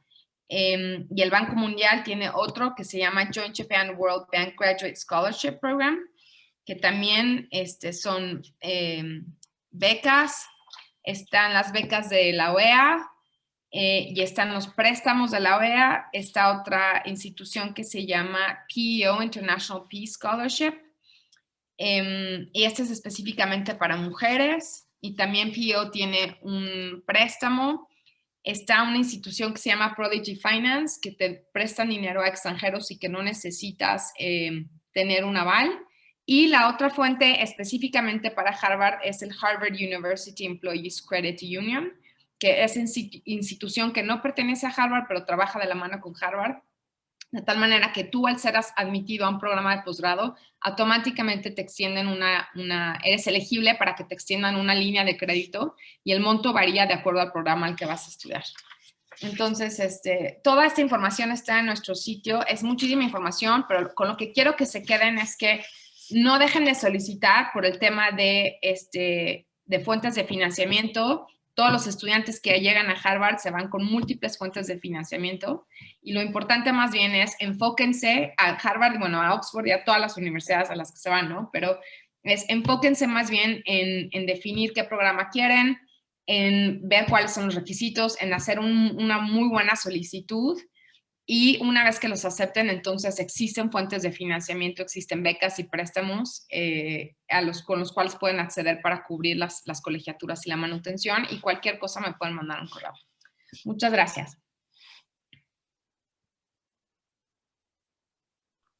Muchísimas gracias, Pati. Hola. Elisa, justo eso, te iba a dar la voz. Muchísimas gracias. Hola, vamos un poco atrasados de tiempo. Ahora siguen los testimonios de estudiantes. Vamos a empezar con los de Harvard, los testimonios de Harvard. Vamos a empezar con Eduardo Ortiz. ¿Estás por allí? Sí, ¿qué tal? ¿Cómo están? Bien, pues empiezo. ¿Te damos la palabra? Sí, muchas gracias. Les recuerdo, yo soy el que estoy estudiando el MBA en la Universidad de Harvard. En 5 minutitos les quiero contar un poco de la estructura de Harvard y aterrizar un poco a lo que fue mi experiencia para que se lleven tips muy concretos. La verdad es que nada de lo que les voy a decir es nuevo o muy distinto de lo que dijeron Claudia y Miguel. Creo que todo lo que dijeron es valiosísimo. O sea, yo lo que haría, mi principal tip sería tener la grabación de esto e ir escuchando todo lo que fueron diciendo sobre cada punto porque fue súper válido y hace mucho overlap con lo que yo les voy a decir. Primero, el MBA en general, no solo en Harvard, en general tiene una estructura muy estándar de aplicación. Es tal cual los requisitos que pusieron en la slide, quizás sin el tema del paper académico y del portafolio, porque esas son cosas más de diseño, más de academia. Y quizás con un poco más de fuerza en las cartas de recomendación. Pero bueno, son estructura muy estándar. Lo único que sí pasa es, que no sé si pasa en otros posgrados, sinceramente no lo sé, pero no lo vi en la slide, hay 2 filtros. El primer filtro son todos los requisitos que les pusieron en la slide, y luego lo mejor que te puede pasar es que te inviten a entrevista, ¿no? Que es un segundo filtro. Y entonces pues tienes que ir a la escuela o incluso lo puedes hacer por Zoom ahora o con algún exalumno y demás, y tienes una entrevista en donde te hacen ciertas preguntas sobre tu perfil, sobre tus intenciones, sobre tu aplicación misma, y con base ya en los 2 inputs, es decir, tu aplicación escrita, todos los documentos que tenías más la entrevista, ya te pueden ofrecer la admisión o no. Entonces eso creo que sí es importante de notar. En particular, Harvard tiene un requisito más, que es una reflexión escrita sobre la entrevista. en donde únicamente escribes lo que tú quieras sobre la entrevista que tuviste. Puede ser, si te medio trabaste en una respuesta y la quieres ampliar, ahí es el momento. Si hubo un tema en el que querías hablar más porque hiciste, como bien decía Claudia, tuviste un rol en el que demostraste mucho liderazgo y sentiste que no pudiste expresarlo bien porque la entrevistadora o el entrevistador se fue a la siguiente pregunta o porque ya se te estaba acabando el tiempo, lo que sea, ahí es el lugar para ampliarlo, ¿no? Y un pequeño comercial, este año también ya HBS lanzó el waiver del application fee, entonces de verdad el dinero no debería ser, y con todo el apoyo que hay de la Fundación Harvard y un montón de empresas privadas, el dinero no debería ser impedimento para aplicar, ¿no? Yo creo que el approach que tienes que tener para pensar si aplicar o no es muy bien, es mucho más lo que muy bien explicaba Claudia. Oye, ya tengo los requisitos, oye, mi perfil ya está listo, oye, mi carrera ya está en un punto en el que yo le pueda demostrar a la escuela que he demostrado liderazgo, oye, me complementa bien porque va para mi siguiente paso profesional y deberían de ser mucho menos, me voy a quedar un año más porque quiero ahorrar. Siempre hay solución para esa parte. Y uno de los motivos por los que todo el mundo hace una maestría es pues también por la esperanza de un incremento en el ingreso a futuro, y en el MBA eso ciertamente es así. Entonces, pues puedes traer ingreso al futuro y puedes endeudarte y pagarlo, ¿no? Yo no conozco gente que se haya quedado con una carta de admisión y no haya podido ir por temas de financiamiento. Bueno, rapidísimo porque ya me comí tiempo, 2 minutos. Recalcar algunas cosas para el MBA. Uno, en el ensayo es tal cual como decía Claudia, ser súper introspectivos. Hay asesores para el MBA y es todo un mercado gigante. Tengan mucho cuidado con ese mercado porque sí aportan valor, pero no dejen que un asesor despersonalice su ensayo. El ensayo es tu oportunidad de contarle a la escuela, más allá de un montón de exámenes estandarizados y de un CV, de contarle a la escuela tú quién eres, tú de dónde vienes, alguna circunstancia especial que hayas tenido que ha marcado tu vida, para qué quieres hacer el MBA y a dónde quieres llegar con eso, ¿no? Y yo los invito a que sean súper introspectivos. Yo tuve 2 tipos de ensayos, uno que era muy como de asesor, checking all the boxes, muy como estandarizado y demás, y uno que era mucho más desestructurado, más personal, más sincero y demás, y creo que, o sea, tuve mucho más éxito con el más sincero y yo me sentí mucho más contento en las aplicaciones en el que fui más sincero, ¿no? Entonces, hagan un ejercicio de introspección, es decir, ¿para qué quiero MBA en mi vida? Yo, ¿para qué quiero la maestría? ¿Para qué quiero estar en esa escuela? Cuando ustedes quieran abordar el problema y respondan esa pregunta en el ensayo. No se dejen llevar por todo este mundo carísimo, además de asesores que hay. Último punto que quiero enfatizar, el fit con la escuela, que también comentaba, no me acuerdo si Miguel o Claudia. El fit con la escuela es clave. Y en especial para el MBA, ese fit es muy difícil de demostrar si no si no conoces a alguien que está estudiando en el programa o no visitas a la escuela. Es muy difícil que te crean ese fit solo de hacer investigación en la página de internet, ¿no? Entonces, pues, ¿qué es lo que podemos hacer en la página de internet? Ver el nombre de un profesor y hablar de ese profesor en el ensayo, ver algo especial, algún cursito especial que tenga la escuela y hablar de eso, y eso agrega valor, pero creo que eso no es suficiente. Yo 100% los invitaría a, si su objetivo es, imagínense, HBS, contacten a alguien de HBS, amigo, a quien quieran, si ya conocen a alguien mejor, si no, en LinkedIn pónganse a buscar, amigos de los amigos y demás, y hablen con esa persona. Oye, platícame en la escuela. Y de ese modo ustedes van a encontrar un fit que sea, pues digamos, más personal y más sincero con la escuela que, oye, vi tu página de internet y me encanta que en el ranking eres la número 2. Híjole, eso no va a encantarle tanto a la escuela, le va a encantar un fit mucho más sincero. Este tema del fit, entendámoslo así, lo que la escuela está buscando es, a las escuelas les pega mucho que te den una oferta de admisión y tú la rechaces. Entonces, lo que ellos están buscando un poco es, si yo le doy una oferta de admisión a Eduardo, ¿va a tomar la de Harvard o la va a dejar y va a tomar la de Stanford o la va a dejar y va a tomar la de Wharton o la de Oxford o de cualquier otra escuela, ¿no? Entonces, es un poco, mientras más personal hagas esa conexión y digas, yo tengo amigos aquí o tengo conocidos aquí y ya me contaron que este profesor en las clases es buenísimo y cualquier otra cosa que sea mucho más personal, para la escuela es mucho más creíble que vas a tomar esa oferta, versus si le dices, oye, ya leí el website y me encantó, porque de eso lo puedes hacer de 10 escuelas en un día, ¿no? Entonces, pues creo que en 5 minutos ese sería el resumen, enfatizando un poco las cosas que creo que son más importantes para el MBA y para Harvard. Y nada, a dejar el canal de comunicación abierto para cualquier otra duda que ya vi que me llegaron varios mensajes, entonces ahorita las voy a contestar. Y cualquier duda que tengan, no duden en buscarme en LinkedIn o donde quieran y contactarme. Y mucho éxito. Y qué momento tan emocionante de todos ustedes el estar imaginando y ilusionándose con una aplicación a una maestría.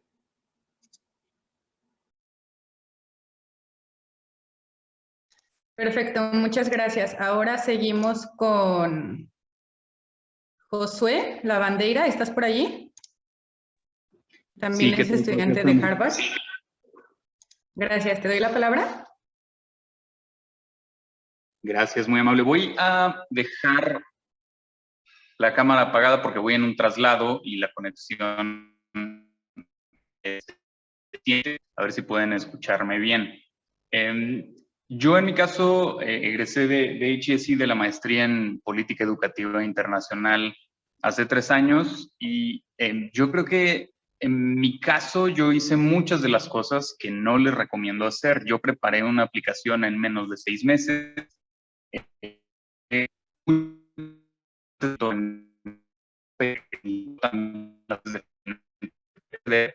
Y ellos yo terminé con una mezcla muy grande de fuentes de financiamiento, entre ellas la Fundación México en Harvard, una beca del gobierno del estado de Coahuila, de la Universidad Autónoma de Coahuila, ahorros personales y una campaña de crowdfunding de posgrado. Pero la realidad es que les recomiendo que planeen muy bien el financiamiento desde antes de su aplicación. Es decir, ustedes tienen que estar viendo fuentes de financiamiento para programas de posgrado, para todos los programas de posgrado que les llamen la atención. El segundo consejo que yo creo que tampoco hice bien y que sí creo que es muy, muy importante en términos de este right fit de ustedes para el programa, del programa para con ustedes también, es hablen con el director o la directora o coordinador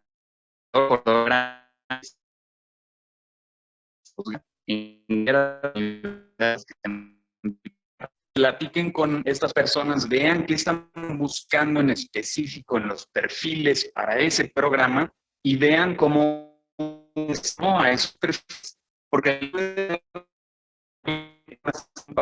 qué programas son los que están buscando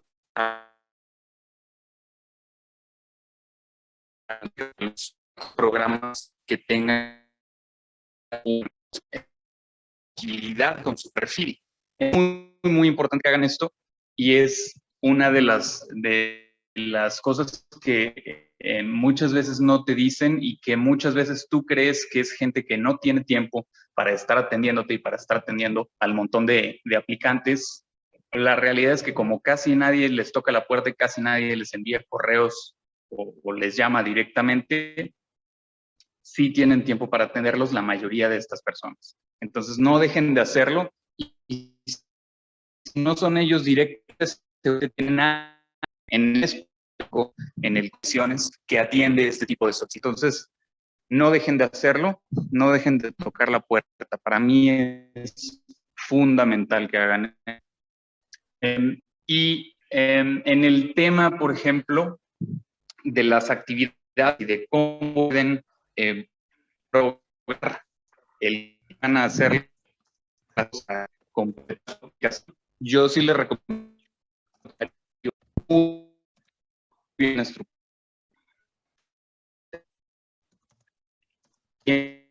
Hola Josué, perdón, tu internet se está cortando. En mi caso yo tuve que... Hola Josué, perdón, tu internet se está cortando mucho últimamente. Me preguntan, ¿con quién deben de hablar para los programas? Porque no se escuchó esa parte. Josué, ¿me escuchas? Les propongo, porque se cortaba muchísimo, que pasemos a otra de las presentaciones y le demos un poquito más de espacio a Josué una vez que esté en un lugar ya, porque nos dijo que estaba trasladando. Entonces, a lo mejor ya que esté en el lugar de destino puede avisarnos y la retomamos, ¿no? Ok, perfecto. Entonces te paso la palabra, José, que también eres estudiante de Harvard. Y hola hablas a todos. por 5 minutos. Sí, hola a todos. Mi nombre es José Ramón Enríquez. Estoy en el 4º año en el doctorado en Economía y Gobierno, un programa conjunto de la Escuela de Artes y Ciencias y la Kennedy School en Harvard. Y pienso que la mejor forma de pensar en cómo aplicar al doctorado es recordar qué es un doctorado. El programa es un programa enfocado enteramente a hacer investigación. Esto es generar conocimiento. Y si bien el mercado académico actualmente está saturado y hay una gran proporción de gente que está yendo a otros mercados como a la industria, inversión privada, gobierno y organizaciones no gubernamentales. El enfoque primordial en las universidades es generar investigadores y tienen que tenerlo en mente en el momento de hacer su aplicación. Y como es un programa muy largo, también es importante tenerlo en mente durante este proceso de 5 o 6 años. Entonces, la estructura del doctorado es, primero, tienes 2 años de clases, 1 año de clases en la disciplina en general en la que participas y el segundo año sobre la subdisciplina de la disciplina en particular. Y luego son 3 o 4 años de investigación propia. Entonces, ¿qué es lo que va a buscar un comité de admisiones? Va a buscar, primero, un alumno que pueda cursar exitosamente por 2 años el programa y luego va a buscar a una persona que pueda ser un buen investigador. Entonces, estos comités que están primordialmente integrados por facultades de los propios departamentos, no solo buscan al mejor estudiante, sino también buscan a un buen colega.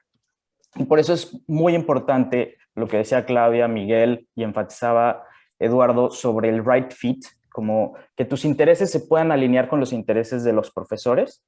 Y por eso es que es muy importante que investigues quiénes son los profesores que enseñan en tales o cuales departamentos, cuál es el programa en particular que te interesa, porque a veces existen programas como el mío, en donde yo estudio economía y estoy relacionado con el departamento de economía, pero no es el doctorado en economía. Entonces, existen muchos tipos de programas híbridos también, por ejemplo, con la escuela de negocios, en donde puedes estar estudiando algo que es más especializado o un nicho que te parece interesante a ti. Entonces, mi recomendación a mediano plazo sería, primero, cuida tu promedio. Esto en el último grado de estudios que curses. Hay mucha gente que dice, bueno, es que a mí no me fue bien en la licenciatura y deciden estudiar una maestría. Esto es una buena opción, pero esto también le habla a mi segunda recomendación, que es un programa de predoctorado. Tal vez es más importante en la hora de aplicar que tú mandes la señal al comité de que sabes hacer investigación, sabes qué significa hacer investigación y por tanto es más valioso que tú hayas tenido un trabajo de tiempo completo como asistente de investigación por 1, 2 o 3 años, y esto puede ocurrir en México, en Estados Unidos o en Europa, en donde estés trabajando y sepas de viva voz directamente desde un investigador o un estudiante de doctorado qué es hacer la investigación, participar en estos proyectos. Y mi recomendación particular sería que trabajes con un profesor o investigador que esté muy activo. Este investigador que esté participando y publicando en las revistas internacionales y vaya a los congresos. Y no necesariamente, como lo decía Claudia y Miguel, el director del centro de estudios, que puede ser muy reconocido internacionalmente, pero que no te conozca tan bien. Entonces, es muy importante, primero y a mediano plazo, que sepas qué es la investigación, que sepas qué es el camino, qué es lo que te guste.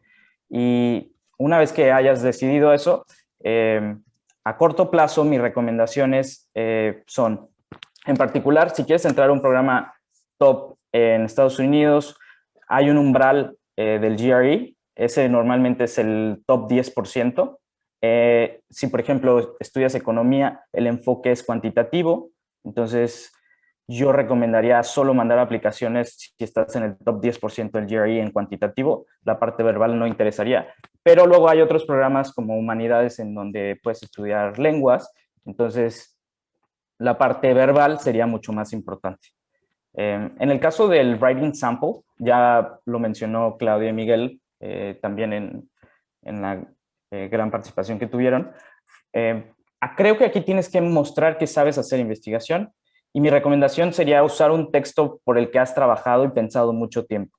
Aquí idealmente sería tu tesis de licenciatura o tu tesis de maestría, aunque no necesariamente tienes que tener una maestría para aplicar un doctorado en Estados Unidos. Entonces, en tu Writing Sample tienes que mostrar algo innovador, algo que se relacione con investigación de vanguardia, algo que se esté discutiendo en las revistas internacionales. Finalmente, sobre el Statement of Purpose, y esto más o menos ya se comentó, aquí la idea es contar cómo la historia de tu vida termina y desenlaza en este momento en el que estás tú actualmente y decides estudiar un doctorado. ¿Y por qué el doctorado que estás seleccionando es el paso natural? Y por qué exactamente la disciplina que seleccionaste es lo que siempre has soñado investigar y cuáles son los temas con los que sueñas y te vas a la cama todos los días pensando en cómo resolver. Entonces, si en algún momento decidiste tomar un cambio abrupto en tu vida, como Claudia lo decía, también este es el momento en donde tú explicas por qué el doctorado es el paso natural que hay que seguir. Asimismo, tienes que contar en este Statement of Purpose por qué los profesores y con qué profesores quieres trabajar. Entonces, muchas cosas pasan en las aplicaciones de doctorado.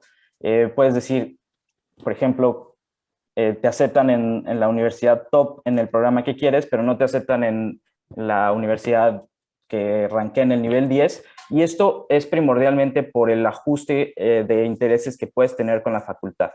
Y esto es simplemente porque tus intereses se alinearon con las fortalezas del departamento en el que estás aplicando. Y tal vez seas un extraordinario investigador, pero si te interesa estudiar desigualdad de ingresos en África subsahara, tal vez el departamento de economía de Princeton no es el mejor para eso. Entonces ellos lo saben y por tanto puede ser que no sea tan exitoso. Entonces, lo primero que recomendaría es que vean esos intereses que están publicando la facultad y ver si tus intereses se alinean con los de la facultad. Finalmente, y termino, tanto a financiamiento, no se preocupen por financiamiento, todos los programas top de doctorado financian a todos los estudiantes, cubren tu colegiatura, tu seguro de gastos médicos y además recibimos un pago todos los meses, un stipend. Entonces, creo que financiamiento no debe estar en el cálculo que hagan en el momento de aplicar. Para cualquier cosa estoy muy atento a sus preguntas y con mucho gusto las puedo responder. Muchas gracias a todos.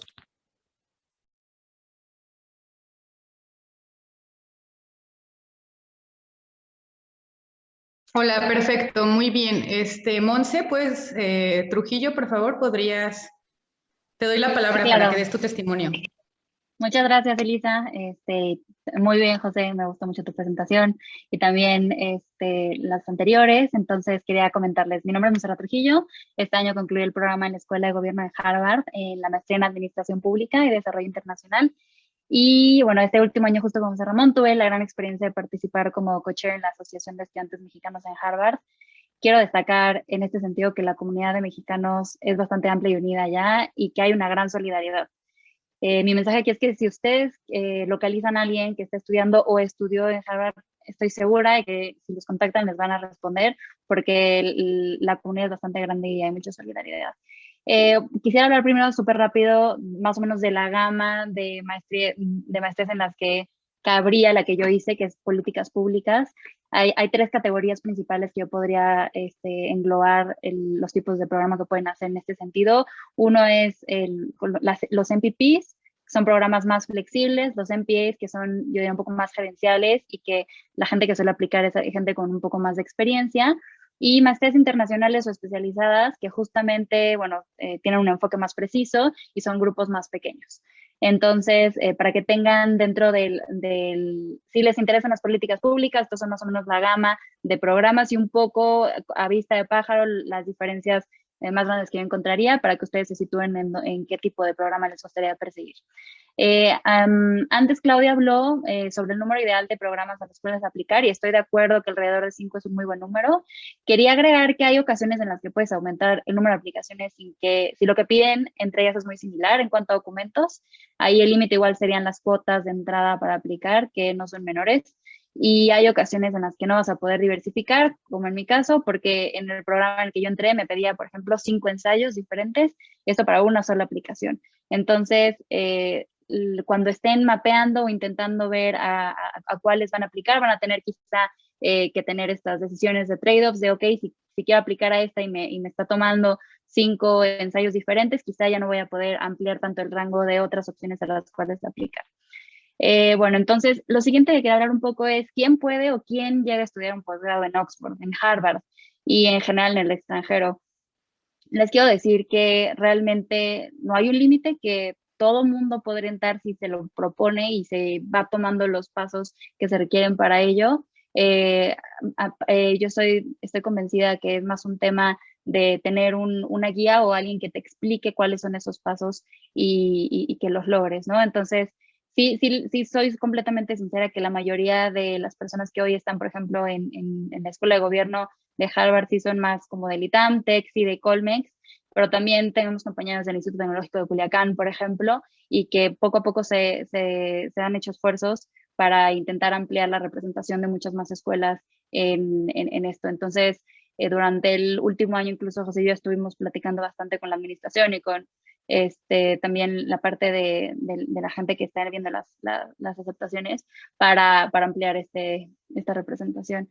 Quería como a título personal súper rápido, como mencionar que yo soy primera generación en mi familia en cuanto a acceso a educación superior y que al menos en mi círculo familiar no era algo que se esperara de mí en el corto plazo y que fue más un tema de tener mentores en el ámbito tanto durante la carrera y durante el trabajo. Entonces yo estoy economía y ciencia política en el ITAM, pero siempre me sentí un poco más como a conciencia política.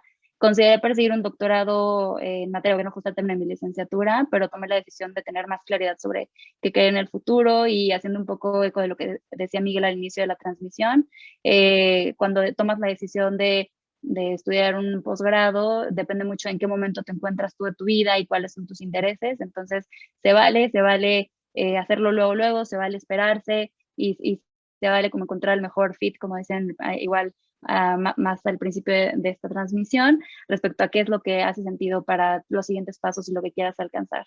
Entonces, yo probé durante un año, por ejemplo, medición de pobreza en el Coneval, luego me pasé a Banco de México viendo temas de energía para un fondo soberano que recién se había fundado. En este sentido, para la aplicación, mis 3 retos fueron, 1, la atención entre quiero maestría o doctorado, 2, atención, encontrar una historia que contara bien quién soy, y la tercera es definir para qué quería estudiar la maestría y que todo esto fuera alineado, ¿no? Entonces, algo que me ayudó muchísimo fue tener un mentor dentro del ambiente laboral, alguien con quien pude expresar todas estas inquietudes, que me guió bastante, que me presentó otras personas que estuvieron en posiciones similares y un poco entender por qué tomaron las decisiones que tomaron. Un ejemplo súper rápido es que yo al principio erróneamente pensaba que, por ejemplo, el MPP que entraban, no sé, por decir un número, 300 personas, podía yo aplicar a un programa que tenía un cohort más nutrido y aumentar mis probabilidades, o al final la maestría que terminé aplicando es mucho más reducida y sabía que tenía menos probabilidades, pero al final el fit era más adecuado para lo que yo quería, era un poco más técnico y podía acomodarme mejor más hacia adelante. Entonces, y bueno, el último tema que quería un poco tocar rapidísimo es, me pareció extremadamente importante el tema del right fit, y siento que muchas veces he visto o escuchado de personas que intentan moldearse a lo que es la escuela y es válido, pero me parece mucho más enriquecedor cuando tú terminas de conocerte y entender cuál es la escuela que más se acerca a tu perfil. Entonces, el fit debe ser de ambos lados, porque a veces si llegas a plasmar en el papel algo que es lo que la escuela esperaba, pero no es lo que tú eres, al final sí conocí personas en mi programa que no la pasaron tan bien, digamos, no era al final lo que esperaban, porque quizá este tema del fit, bueno, debe ser de ambos lados, era un poco mi mensaje. No quise, había preparado bastante más sobre, no sé, financiamientos, etcétera, pero creo que la mayoría de los que han hablado antes que yo lo han hecho a mayor detalle, entonces no quería quedarme a medias con eso. Pero bueno, igual que todos los que han hablado antes, estoy a completa disposición si alguien de los que están en esta llamada quieren contactar conmigo o con alguien que yo pudiera conocer, por favor no duden en contactarnos. Gracias. Perfecto, muchas gracias, Monse. Pues terminamos con los estudiantes de Harvard y ahora vamos a pasar a los estudiantes de la Universidad de Oxford. Empezamos con Andrea Hidalgo. Por favor, ¿nos puedes dar tu experiencia? Hola, hola a todos. Yo les voy a dar un testimonio un poquito diferente. Bueno, como dijo Elisa, mi nombre es Andrea Hidalgo Valadez, soy originaria de la Ciudad de México, estudié licenciatura en Ingeniería Mecatrónica en la Universidad La Salle en la Ciudad de México, luego estudié una maestría en astrofísica enfocada a instrumentación astronómica en el Instituto Nacional de Astrofísica, Óptica y Electrónica, que es un centro CONACYT en Cholula, Puebla. Y ahora estudio el doctorado en astrofísica, también enfocado a instrumentación astronómica en la Universidad de Oxford. Y me encuentro en mi cuarto año y último año de doctorado. Bueno, les cuento un poquito de mí para que se den una idea del camino que me ha llevado a donde estoy ahora. Entonces, en la prepa yo era parte de un equipo de robótica y ese equipo de robótica me llevó a competir internacionalmente y en ese momento me interesé mucho en la programación y en la ingeniería. Luego estudié en la carrera tuve la oportunidad de hacer un semestre de intercambio en Corea del Sur, donde pude practicar mi inglés y también hice 2 estancias de investigación en mi universidad y también una en Canadá con el programa MITAX. En esa estancia de investigación me di cuenta que quería combinar la ingeniería y la ciencia para hacer instrumentos científicos. Inicialmente quería hacer robots submarinos para oceanografía y pues mandé solicitudes a Princeton y al MIT para hacer un doctorado sobre esto, pero no me aceptaron. Luego escuché sobre el INAOE e inicié los cursos propedéuticos para hacer la maestría en astrofísica en Puebla y sí me quedé y me gustó muchísimo el tema. Bueno, imagínense, los telescopios astronómicos necesitan que alguien diseñe un instrumento para poder capturar lo que se observa, como la súper famosísima foto del hoyo negro. Bueno, pues cuando capturas lo que quieras del universo, pues luego puedes hacer ciencia con esos datos y pues eso se me hizo fascinante. Y pues desde entonces me he especializado en eso, en las longitudes de onda visible e infrarroja. Bueno, entonces elegí aplicar a Oxford porque justo ahí estaban liderando un nuevo proyecto y ahora participo en el desarrollo y construcción del espectrógrafo Harmony para el Extremely Large Telescope, que en español se dice telescopio extremadamente grande, que será el telescopio más grande en su tipo y está siendo construido en el desierto de Atacama, en Chile. Para mi doctorado estoy aplicando la experiencia que adquirí en la maestría en optomecánica y manufactura de elementos ópticos para diseñar las cámaras del espectrógrafo y para elegir los recubrimientos ópticos del instrumento. También he hecho observaciones con el telescopio Very Large Telescope, o en español, telescopio muy grande en Chile, y estudio la composición química de las superficies de las lunas más grandes de Júpiter, que son Io, Europa, Ganímide y Calisto. Bueno, ahora les cuento un poquito sobre la historia de cómo financié mis estudios en Oxford. El costo de la colegiatura combinado con el costo de vida promedio por los 4 años de mi doctorado es como de alrededor de 129,000 libras, lo cual equivale a un poco más de 3,5 millones de pesos. Cuando me aceptaron a Oxford, me aceptaron sin beca, pero me prometieron cubrir mis gastos de manutención por 2 años, pero hasta 1 año y medio de haber empezado el doctorado. Entonces, pues para venir aquí, yo solicité la beca CONACYT de demanda libre y no la gané, porque en uno de los 24 archivos en los que había que entregar no puse mi firma. Después no pude pedir un préstamo a FIDER porque no conocía a nadie que tuviera una propiedad de su nombre. Y luego la beca complemento de la SEP me pedía un promedio más alto al que yo tenía por 0.06. Así, y me dijeron que no podía redondear.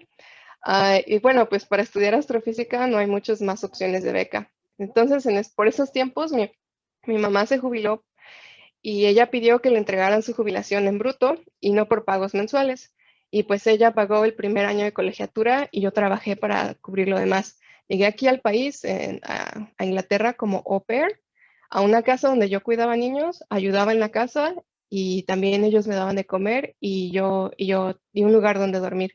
Estuve así por varios meses, pero no duré mucho haciendo ambas cosas. El doctorado, ambas cosas, que es el doctorado y ese trabajo, ¿no? Después hice otros trabajos como ayudante en los laboratorios de óptica y como revisora de exámenes. Cuando mi colegio se enteró de mi situación, me otorgaron una beca parcial de 10,000 libras por 2 años Y también un profesor del departamento me cedió un poco de dinero que le había restado, que le había quedado de su financiamiento. También recibí préstamos de amigos de la familia. Para mi segundo año solicité de nuevo la beca CONACYT y esta vez sí me la dieron. Uf. También me llegó la beca que me habían ofrecido por parte de mi grupo de investigación y pues hubo un tiempo en el que durante mi doctorado pues en el que estuve en duda si podría seguir mis estudios o no, pero bueno, todo salió al final, todo le salió bien al final. Y pues lo que les recomendaría es de que pues para cubrir todos los gastos pues es necesario buscar varias fuentes de financiamiento. Y pues cualquier duda que tengan pues puedo resolverla. Gracias. Perfecto, muchas gracias Andrea, la verdad es que te admiro. Creo que Andrea y todos los que han hablado de Harvard son testimonios de que si realmente quieres, puedes conseguirlo, aunque no es fácil, pero puedes. Muy bien, pasamos con Santiago, también es estudiante de Oxford. ¿Puedes hablar, Santiago, por favor? Hola, sí. Pues yo soy Santiago, soy de Guadalajara. Hice 6 años de licenciatura, hice psicología e ingeniería, pero yo veía mucho Dragon Ball cuando era chico y a mí me gustaba el personaje de Gohan y Gohan quería ser investigador. Entonces yo desde muy chico ya tenía eso en mente y a partir de eso pues le seguí hasta las últimas consecuencias. Hice una maestría en Guadalajara, en la Universidad de Guadalajara de Ciencias del Comportamiento y estaba muy enfocado yo en hacer psicopatología porque hacía como estudios de epidemiología clínica, pero también hacía como modelamiento de redes neuronales. Y un día en el laboratorio que estaba trabajando, yo dije, quiero juntar estas dos cosas, modelamiento de redes neuronales con psicopatología. Me puse a buscar en internet, encontré laboratorios de psicopatología computacional, 2 fueron en Oxford, les escribí a los profesores, antes de aplicar, antes de pensar nada más, les escribí, o sea, para saber qué hacen, qué necesitan, qué es lo que está en su investigación. Y me dijeron que pues, podía aplicar con ellos y apliqué. Solamente apliqué a una universidad. No sé cuáles son las características para ser aceptado en una universidad o no. La verdad, tengo mucha incertidumbre con respecto a eso. Pienso que también es mucha suerte. Pero bueno, igual como José Ramón decía también, o sea, creo que es más importante primero ser aceptado, saber qué quieres, saber qué te gusta. Después el financiamiento se va a lograr. También Andrea daba el ejemplo de que lo logró porque lo logró.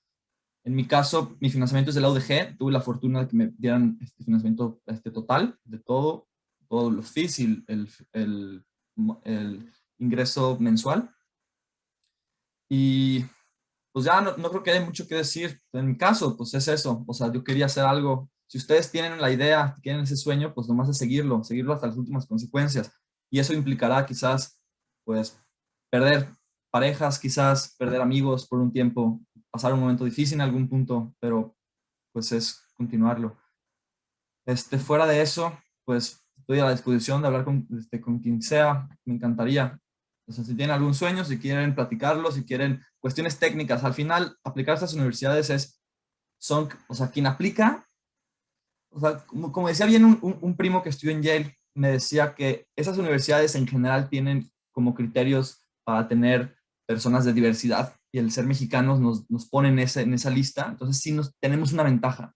O sea, con nosotros aplicar ya tenemos una ventaja automática porque simplemente somos de un país en desarrollo y eso pues, digo, no los tengo ciencia cierta, no me dedico a las admisiones, no sé cómo son las admisiones en realidad, pero mi primo trabajaba en admisiones en Yale y lo que me decía es eso, que las personas, por ser mexicanos ya tenemos una ventaja. Entonces la única cosa que yo supongo que puedo recomendar es, si quieren algo, el programa les gusta, si tienen un sueño, lo platican con un profesor, si compaginan los planes con ese profesor, apliquen. Tienen ventaja por ser mexicanos automáticamente, en ese sentido. Pues ya no creo que no puedo aportar nada más, aunque sean cuestiones específicas y me pueden contactar. Gracias. Perfecto, muchas gracias Santiago. Déjenme decirles que yo tengo la misma beca que Santiago, se llama Beca Institucional Universidad de Guadalajara y cualquier persona egresada de la Universidad de Guadalajara la puede obtener una vez teniendo la carta de aceptación de la universidad. Es una beca que no mucha gente sabe. Santiago estudió en el ITESO en Guadalajara y luego hizo la maestría en la Universidad de Guadalajara y es por eso que obtuvo la beca, porque es egresado de maestría. Perfecto. Muy bien, ahora sigo yo con mi testimonio. Bueno, ya me presentaron, soy Elisa, soy estudiante de doctorado, estoy en mi segundo año, estoy en la Universidad de Oxford y estudio el programa de zoología. Hice la licenciatura en biología en la Universidad de Guadalajara, después de eso estuve de voluntaria y trabajando en diferentes proyectos por 5 años, pero siempre tuve muy claro que quería ser investigadora de fauna silvestre, en específico de carnívoros, en libertad, esto para poder ayudar en su conservación en sus hábitats naturales. A mí me costó mucho trabajo encontrar un programa que me aceptara, de hecho me rechazaron muchas veces. Yo apliqué hace 3 años a la Universidad de Oxford para trabajar apliqué al doctorado, me rechazaron. Volví a aplicar a otros 3 doctorados en Estados Unidos, todos me los rechazaron, no llegaba ni siquiera a nivel entrevista. Y entonces estuve platicando con diferentes personas que estaban estudiando doctorados en el extranjero, no necesariamente mexicanos. Y también estuve platicando con varios profesores de las universidades y me dijeron, es que no tienes maestría, ¿por qué no empiezas con una maestría o un diplomado? Entonces apliqué a un diplomado de Conservation International en un centro de investigación que se llama Wild, creo que es el mejor del mundo en cuanto a conservación de carnívoros. Y en ese sí me aceptaron, tuve beca parcial, la otra beca fue financiada por mis papás. Y entonces fue un diplomado que hice en el 2018, fueron 7 meses, y después del diplomado, como yo ya estaba con un paso adentro en Oxford, fue relativamente fácil que me aceptaran para el doctorado. Una vez me aceptaron para el doctorado, justamente lo que quería, que era trabajar con licaones, que son una especie en peligro de extinción, son como unos perros salvajes, se parecen a las hienas, pero no son hienas, son tipo lobos. Entonces, una vez tuve la carta de aceptación de la Universidad de Oxford, apliqué a la beca CONACYT y después también apliqué a la beca de la Universidad de Guadalajara por haber sido egresada de la carrera de biología. Y sí, me dieron las 2 becas. CONACYT me financia colegiatura y la Universidad de Guadalajara me financia todo, mi salario cada año, y tengo beca por 4 años. Y todo, ahora estoy en Zimbabue, como dijo Miguel, y estoy en mi trabajo de campo. Mi trabajo de campo es muy caro porque tengo que conseguir mucho dinero para poder estudiar a los animales en libertad, a estos licaones, y conseguir collares GPS y todo. Entonces, todo ese dinero lo estoy financiando a través de becas específicas sobre todo ONGs que se dedican a la conservación de especies en peligro de extinción, y todo me lo está financiando no les miento, como 3 o 4 ONGs internacionales que están pagando todo mi trabajo de campo. Yo no estoy poniendo dinero propio, ya todo es financiado 100%. Y lo que les quiero decir es que sí tienen que tener muy claro qué es lo que buscan y qué es lo que quieren, porque pueden tener muchos nos, muchos rechazos, pero si saben lo que quieren, pueden encontrar la manera. Es muy importante contactar a los profesores e investigarlos, leer sus artículos y escribirles y pedirles una entrevista por Skype o por videollamada. Es importante que también hablen con los estudiantes que están trabajando con esos profesores, porque debe de haber mucha compatibilidad con el supervisor que tienes, porque si no puede ser una pesadilla. Les recomiendo mucho que contacten a los alumnos o estudiantes de esos supervisores con los que piensan hacer su doctorado o maestría. Y también ahora les voy a poner en el chat pueden contactar a exalumnos de Oxford y que también les pueden dar como consejos. Y pues es todo de mi parte. Entonces, Miguel, te paso la palabra para que pongas el video de Ada. Sí, muchísimas gracias. En un segundo les voy contando que Ada Moreno trabajó en admisiones en la MBA de Oxford. Entonces nos compartió este video que dura algo así como unos 4 minutos, 5 minutos, Entonces, cuento un poco de detalles. Va. Tips para entrar a la Universidad de Oxford. Bueno, el proceso de admisiones no empieza en un escritorio aquí en Oxford como mucha gente piensa. El proceso de admisiones empieza en México, empieza en tu casa. Es increíble, pero la primera barrera es la autoeliminación.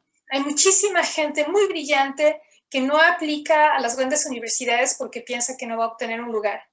Entonces, primero hay que aplicar, ser admitido y los recursos vendrán después.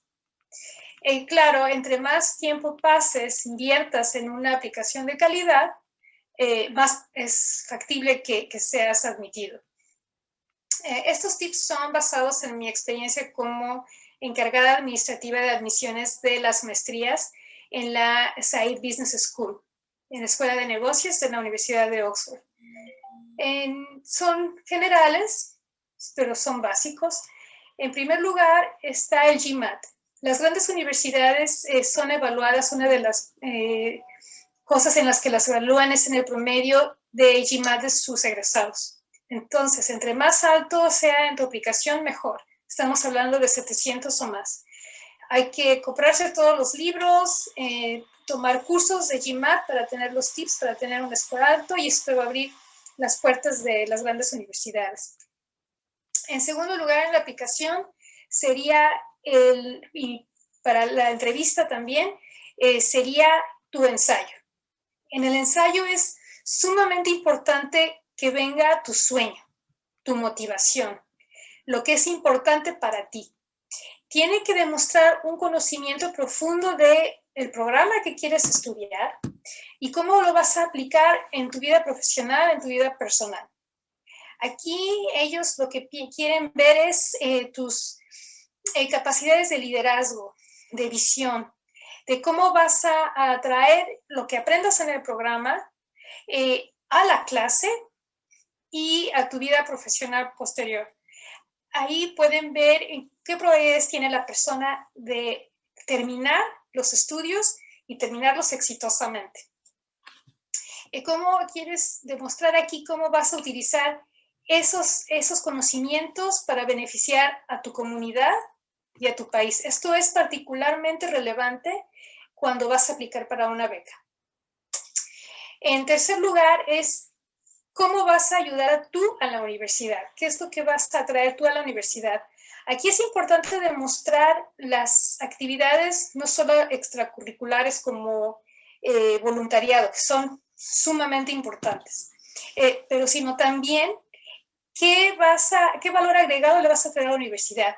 Por ejemplo, si puedes hacer tal vez adquirir recursos para la universidad, si puedes tú involucrarte en proyectos con la universidad, ayudando una vez que egreses, ayudando a otros estudiantes de la universidad en seminarios, en proyectos, en programas. ¿Por qué? Porque especialmente para la Universidad de Oxford, ellos están muy orgullosos de su networking. Entonces, quieres demostrar cómo vas a ser tú un elemento valioso en esa cadena de ayuda con otros egresados de la universidad, cómo traer recursos, cómo ayudar a los programas y a la gente, a la comunidad de Oxford en el mundo. También, bueno, depende qué programa vas a estudiar, si va a ser una maestría, si va a ser un MBA, un MSc o un doctorado, pero también, o un executivo en MBA. Es importante en tu CV que demuestres tu experiencia laboral. Aquí, por favor, no sean nada más títulos de tus trabajos que has tenido, sino que has aportado a cada una de las compañías o organizaciones, que sean logros cuantificables y que demuestren cómo has traído el valor agregado a ellos. Aquí también es importante demostrar soft skills, o sea, todo lo que sea creatividad, ser un entrepreneur, si eres tal vez tienes habilidades de oratoria, etc. Lateral thinking, todo lo que sean soft skills que se puedan traducir en el programa y después. Si tienen alguna duda, por favor, llámenme, mándenme un email. Es moreno-ada@yahoo.co.uk. Bueno, no pudo acompañarnos Ada, pero le agradecemos a la distancia, le vamos a hacer llegar los mensajes también. Oigan, tenemos un par de mensajes, buenas y malas noticias. Buenas es que hubo muy buena respuesta, hubo muchos detalles, nos extendimos un poco en los testimonios, pero llegamos a un nivel de detalle que creemos que es muy valioso. Y la mala es que nos consumimos ya el tiempo de la presentación y hay muchas ocupaciones de quienes estaban presentando. Entonces, tenemos una propuesta. Todas las preguntas que han puesto en el chat y las que sigan poniendo mientras no termine esta presentación, todas están siendo recopiladas y van a ser publicadas las respuestas junto con este video y esta presentación, con todos los links y todo lo que vimos aquí, en las páginas de Facebook y las páginas institucionales de las organizaciones que estamos organizando este evento. Denme un segundo porque os voy a compartir la pantalla.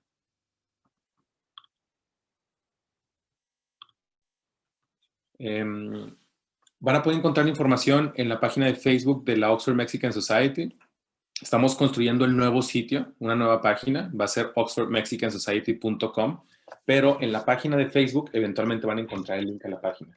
Mientras eso sucede, van a tener en Facebook la información que les acabamos de comentar y lo mismo para JUMAS, que es la organización en Harvard de estudiantes mexicanos.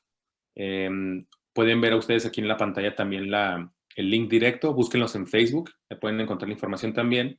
Y vamos a ver si es posible también publicar algo en la página de Fundación Harvard, pero donde sí podemos asegurarles que va a estar la información, eso, son los Facebook y las páginas institucionales de la Oxford Mexican Society y de JUMAS. Antes del cierre, vi que Elisa quería hacer un comentario. Sí, bueno, es que creo que no se mencionaron algunas becas, que creo está bien mencionarlas rápidamente. Está la beca de Fulbright, de Comexus, acabo de ponerlo en el chat. Y esa financia los doctorados de 5 a 6 años en Estados Unidos a todos los mexicanos. Y también ayuda en el proceso de aplicar, hasta inclusive paga la inversión inicial para aplicar. Luego también están becas, la Clarendon para la Universidad de Oxford, para cualquier estudio de maestría en Inglaterra está la Chevening, y también hay becas departamentales. Cuando se pongan en contacto con sus posibles supervisores, pregúnteles directamente a ellos si existe alguna beca departamental o una beca de su investigación, porque ellos les pueden ayudar mucho. Y alguien preguntaba lo de los colleges de la Universidad de Oxford. Los colleges, sí, cada college son como 39. Sí tienen becas particulares. De hecho, yo tengo becas en mi college. Y todos los colleges tienen becas. Si tienen más preguntas, igual escríbanos a la Oxford Mexican Society y con mucho gusto se las respondemos para explicarles un poco de los colleges, pero por ahora no se preocupen mucho con eso. Solo tienen que buscar qué programa de la Universidad de Oxford les interesa y el college se podría decir que es lo de menos todavía. Bueno, un par de cosas para quienes están preguntando en el chat. Todos los nombres de las becas que acabamos de mencionar van a ir en lo que vamos a publicar en las páginas.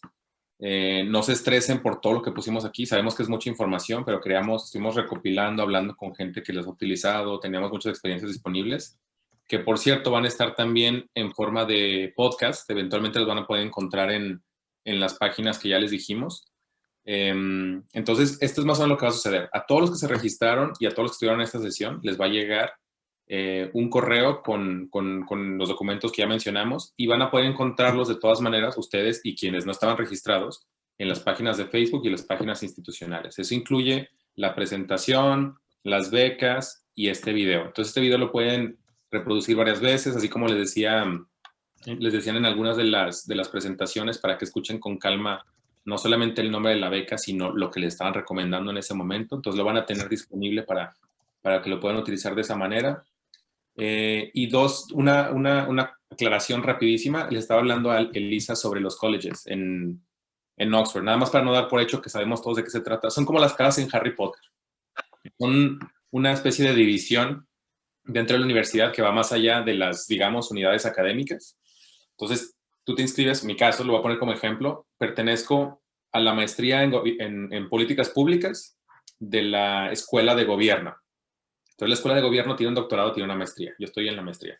Pero además pertenezco a un colegio y el colegio se encarga, entre otras cosas, de temas de bienestar, de financiamiento, de los exámenes, de extensiones para exámenes, de permisos, etcétera, etcétera.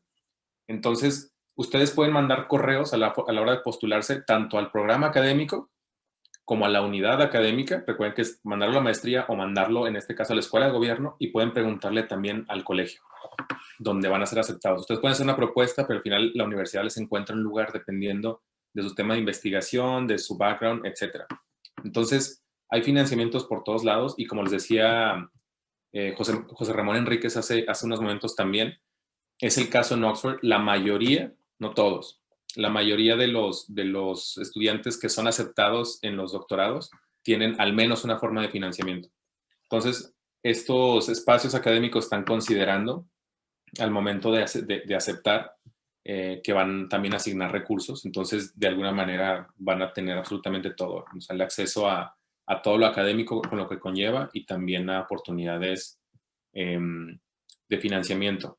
Eso no significa que deban confiarse, significa que hay oportunidades que pueden aprovechar, pero vale mucho la pena, como hemos visto el día de hoy, que con tiempo estén explorando otras posibilidades.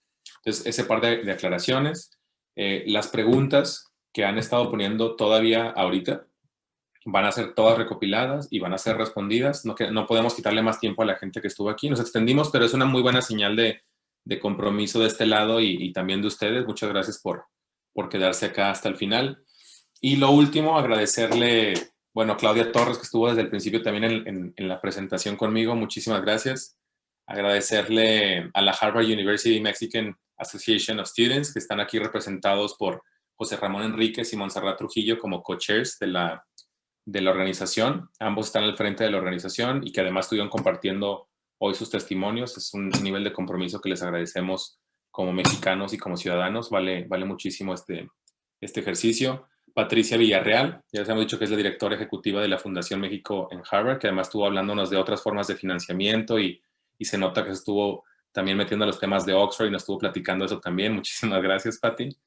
Y bueno, Elisa Sandoval Cerez, que como saben estuvo ayudándonos también con su testimonio, es Academic Officer en la Mexican Society de acá de Oxford y quien a pesar de estar ahorita en Zimbabue haciendo investigación, me consta, desde hace semanas se organizó para que el día de hoy pudiera estar en un lugar con muy buen internet, estable, y poder estar compartiendo con ustedes. Entonces hay mucho trabajo detrás. Muchísimas gracias. Mayra Álvarez, que es la tesorera de la Oxford Mexican Society, también estuvo al pie del cañón todo el tiempo. Muchísimas gracias. El día de hoy no compartió su experiencia. Esperemos que lo haga, la vamos a convencer que lo haga a través de un podcast. Pero agradecerte muchísimo, Mayra, que además está encargando de todo lo técnico y la magia que está aquí detrás. Y Alberto Solano, que es el secretario de la Oxford Mexican Society, no pudo estar el día de hoy, pero que también estuvo al pie del cañón. Y bueno, ya saben, yo soy Miguel Moctezuma, zacatecano, estudié en la Autónoma de Zacatecas, luego en la UNAM, mi background es específicamente de instituciones públicas. Nada más decirles que aquí hay diversidad y dentro de la diversidad hemos encontrado todos caminos y ese es el mensaje que queremos que se lleven. Aquí estamos todos para responder sus preguntas y va a haber más eventos de estos. Y nuevamente, nada más porque queremos que quede absolutamente claro, este video, los documentos de los que hablamos, las becas de las que hablamos, los links que vieron y que compartimos y las preguntas que hicieron van a ser respondidas y van a estar en las páginas institucionales. Recuerden, las páginas institucionales vienen también en la presentación que les vamos a mandar, entonces todo va a estar allí. Anímense, esto vale la pena. Sin prisas, sin presiones, sigan su camino y acá estamos del otro lado para echarles la mano cuando se necesita, así como estuvieron para nosotros. Muchísimas gracias y no sé si alguno de ustedes quiere hacer un último comentario.